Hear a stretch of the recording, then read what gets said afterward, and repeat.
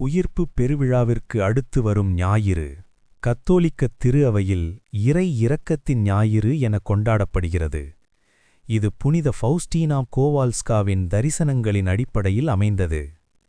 இந்த நாளில் திரு அவை இறைவனின் எல்லையற்ற இரக்கத்தைப் பற்றி தியானித்து மன்னிப்பு மற்றும் ஒப்புரவுக்கான அருளை பெறுவதற்கான வாய்ப்பை வழங்குகிறது. இறை இரக்கத்தின் ஞாயிறு திரு அவையின் சிறப்பு நாள். கத்தோலிக்க திரு அவையின் வரலாற்றில் இறைவனின் எல்லையற்ற அன்பையும் இரக்கத்தையும் கொண்டாடும் ஒரு சிறப்பு நாளாக இறை இரக்கத்தின் ஞாயிறு விளங்குகிறது. உயிர்ப்பு பெருவிழாவிற்கு அடுத்து வரும் இந்த ஞாயிற்றுக்கிழமை இறைவனின் அன்பான இதயத்திலிருந்து வெளிப்படும் மன்னிப்பு மற்றும் ஒப்புரவின் அருளை தியானிக்க நம்மை அழைக்கிறது. வரலாற்று பின்னணி. இறை இரக்கத்தின் ஞாயிறு புனித ஃபவுஸ்டீனா கோவால்ஸ்கா என்ற போலந்து நாட்டைச் சேர்ந்த கன்னியாஸ்திரியின் தரிசனங்களின் அடிப்படையில் அமைந்தது. 1930களில் இயேசு கிறிஸ்து அவருக்குத் தோன்றி இறைவனின் இரக்கத்தின் செய்தியை உலகுக்கு அறிவிக்க வேண்டும் என்று கேட்டார். குறிப்பாக உயிர்ப்பு பெருவிழாவிற்கு அடுத்த ஞாயிற்றுக்கிழமை இறை இரக்கத்தின் திருவிழா என்ற பெயரில் கொண்டாடப்பட வேண்டும் என்று அவர் விரும்பினார். புனித ஃபவுஸ்டீனா இயேசுவிடம் கேட்ட இந்த செய்தியை தனது நாட்குறிப்பில் எழுதி வைத்தார். அதன் பின்னர் திரு அவை இந்த செய்தியைப் பற்றி ஆராய்ந்து 2000ஆம் ஆண்டில் திருத்தந்தை 2ஆம் ஜான் பால் இறை இரக்கத்தின் ஞாயிறு என்ற பெயரில் இந்த நாளை கொண்டாடுவதற்கு ஒப்புதல் அளித்தார். கொண்டாட்டத்தின் முக்கியத்துவம். இறை இரக்கத்தின் ஞாயிறு திரு அவையின் ஆன்மீக வாழ்வில் பல முக்கியத்துவங்களை கொண்டுள்ளது. இறைவனின் இரக்கத்தை பற்றிய தியானம். இந்த நாளில் திரு அவை இறைவனின் எல்லையற்ற இரக்கத்தை பற்றி தியானிக்கிறது. இயேசு கிறிஸ்துவின் மரணம் மற்றும் உயிர்ப்பு இறைவனின் இரக்கத்தின் உச்சக்கட்ட வெளிப்பாடு என்பதை இது நினைவூட்டுகிறது. மன்னிப்பு மற்றும் ஒப்புரவுக்கான அழைப்பு. இறை இரக்கத்தின் ஞாயிறு நம் பாவங்களை அறிக்கையிடவும் இறைவனிடம் மன்னிப்பு பெறவும் நம்மை அழைக்கிறது. ஒப்புரவு அருட்சாதனத்தின் முக்கியத்துவத்தை இது வலியுறுத்துகிறது. அருளைப் பெறுவதற்கான வாய்ப்பு. இறை இரக்கத்தின் ஞாயிறு அன்று ஒப்புரவு அருட்சாதனத்தைப் பெற்று திருப்பலியில் பங்கேற்று திருத்தந்தையின் நோக்கங்களுக்காக ஜெபிப்பவர்களுக்கு முழு பலனளிப்பதாக திரு அவை அறிவித்துள்ளது. கொண்டாட்டத்தின் முறைகள்.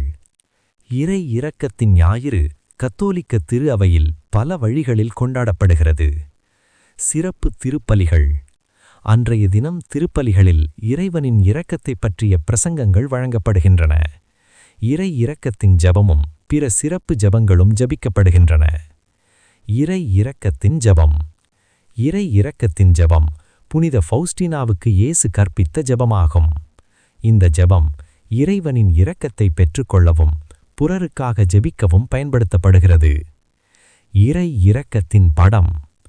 இறை இரக்கத்தின் படம் புனித ஃபவுஸ்டீனாவுக்கு இயேசு காட்டிய தரிசனத்தின் அடிப்படையில் வரையப்பட்ட படம்.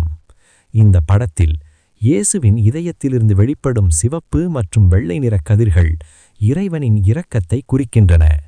இந்த படம் அன்றைய தினம் ஆலயங்களில் முக்கிய இடத்தில் வைக்கப்பட்டு வணங்கப்படுகிறது. ஒப்புரவு அருட்சாதனம். அன்றைய தினம் ஒப்புரவு அருட்சாதனத்தை பெறுவதற்கு பக்தர்கள் ஊக்குவிக்கப்படுகிறார்கள். பாவங்களை அறிக்கையிட்டு இறைவனிடம் மன்னிப்பு பெறுவது இறைவனின் இரக்கத்தை பெற்றுக்கொள்ளும் மிகச் சிறந்த வழியாகும். நிறைவுரை. இறை இரக்கத்தின் ஞாயிறு கத்தோலிக்க திரு அவையின் ஒரு முக்கியமான திருவிழா. இந்த நாள் இறைவனின் எல்லையற்ற அன்பையும் இரக்கத்தையும் தியானிக்கவும் மன்னிப்பு மற்றும் ஒப்புரவுக்கான அருளைப் பெறவும் நம்மை அழைக்கிறது. இந்த நாளில் நாமும் இறைவனின் இரக்கத்தின் செய்தியை உணர்ந்து பிறருக்கு இரக்கத்தை காட்ட முயற்சிப்போம். இறை இரக்கத்தின் ஜெபமாலை 3 மணிக்கு சொல்லத் தகுந்தது. இறை இரக்க ஜெபமாலையின் பெரிய மணிகள் பளிங்கு போன்ற வெண்ணிற மணிகளைக் கொண்டது. இது இயேசுவின் விலாவிலிருந்து புறப்பட்ட நீரை குறிக்கிறது. சிறிய மணிகள் செந்நிறத்தில் உள்ளன.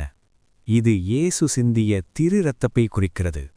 திருச்சிலுவைக்கு பதில் இயேசுவின் இறை இரக்க திருப்படம் கொண்ட பதக்கம் உள்ளது. 50 மணி முடிவில் புனித பாஸ்தினாவின் படமும் அன்னை மரியின் படமும் இரு பக்கத்திலும் உள்ளன. இந்த ஜெபமாலையை கொண்டுதான் இறை இரக்க ஜெபமாலை சொல்ல வேண்டுமென்பதில்லை. இது ஒரு அடையாளத்திற்கு மட்டுமே. புனித பௌஸ்டினாவிடம் இயேசுவின் வாக்குறுதி: எவ்வளவு பாவங்களை செய்திருந்தாலும் இறை இரக்க ஜெபமாலையை ஒரு முறையேனும் பக்தியுடன் செய்திருந்தால் அவன் என் இரக்கத்தை பெற்றுக்கொள்வான். இயேசுவே, நீர் மரித்தீர். ஆனால் இந்த மரிப்பு ஆன்மாக்களின் வாழ்க்கை ஊற்றாகவும் இரக்கத்தின் கடலுமாகவும் வழிந்தோடியது. ஓ வாழ்வின் ஊற்றே, கண்டுபிடிக்க முடியாத இறைவனின் இரக்கமே, உலகம் முழுவதையும் உம்முள் அடக்கி உமது இரக்கம் முழுமையையும் எம்மீது பொழிந்தருளும். இயேசுவின் இருதயத்திலிருந்து இரக்கத்தின் மூற்றாக வழிந்தோடிய இரத்தமே, தண்ணீரே, உம்மீது நம்பிக்கை வைக்கிறேன். மும்முறை. கர்த்தர் கற்பித்த ஜெபம். இயேசு கற்பித்த இறைவேண்டல் முழு வடிவம். விண்ணுலகில் இருக்கின்ற எங்கள் தந்தையே, உமது பெயர் தூய்மையெனப் போற்றப்படுக. உமது ஆட்சி வருக. உமது திருவுளம் விண்ணுலகில் நிறைவேறுவது போல மண்ணுலகிலும் நிறைவேறுக. எங்கள் அன்றாட உணவை இன்று எங்களுக்கு தாரும். எங்களுக்கு எதிராக குற்றம் செய்வோரை நாங்கள் மன்னிப்பது போல எங்கள் குற்றங்களை மன்னியும். எங்களை சோதனைக்கு உட்படுத்தாதேயும். தீயோனிடமிருந்து எங்களை விடுவித்தருளும். ஆமேன். மங்கள வார்த்தை ஜெபம். மங்கள வார்த்தை ஜெபத்தின் முழு வடிவம். அருள் நிறை மிக பெற்ற மரியே வாழ்க, ஆண்டவர் உம்முடனே. பெண்களுக்குள் ஆசி பெற்றவர் நீரே, உம்முடைய திருவயிற்றின் கனியாகிய இயேசுவும் ஆசி பெற்றவரே. புனித மரியே, இறைவனின் தாயே, பாவிகளாயிருக்கிற எங்களுக்காக இப்பொழுதும் எங்கள் இறப்பின் வேளையிலும் வேண்டிக்கொள்ளும். ஆமேன். விசுவாச பிரமாணம். திருத்தூதர்கள் நம்பிக்கை அறிக்கை ஜெபம். விண்ணகத்தையும் மண்ணகத்தையும் படைத்த எல்லாம் வல்ல தந்தையாகிய கடவுளை நம்புகின்றேன். அவருடைய ஒரே மகனாகிய நம் ஆண்டவர் இயேசு கிறிஸ்துவை நம்புகின்றேன் என சொல்லும் வரை எல்லாரும் ததை வணங்கவும். இவர் தூய ஆவியால் கருவுற்று கன்னி மரியாவிடமிருந்து பிறந்தார்.